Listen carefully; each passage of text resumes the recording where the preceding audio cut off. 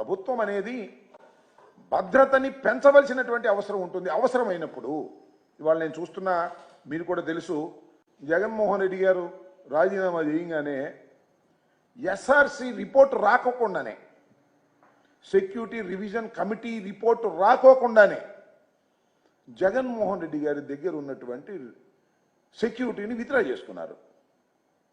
ఇదే ఆయన గేట్ దగ్గర ఉన్న సెక్యూరిటీని తీసేశారు. ఈ రోడ్లోకి అందరినీ ఎలవ్ చేశారు. విచ్చలవిడిగా తెలుగుదేశం కార్యకర్తల్ని, కూటమి కార్యకర్తల్ని ఇక్కడికి పంపించారు. పంపించి ఈ గేటు దగ్గర గొడవలు చేయించారు. అపాస్పాలు చేయాలనే ప్రయత్నం చేశారు. అన్యాయంగా ప్రవర్తించేటటువంటి ప్రయత్నం చేశారు. ఇవన్నీ మీడియాలో ప్రసారం చేశారు. ప్రసారం చేసి జగన్మోహన్ రెడ్డి గారిని పలుచన చేయాలనేటువంటి ఒక ప్రయత్నాన్ని చేస్తున్నారు.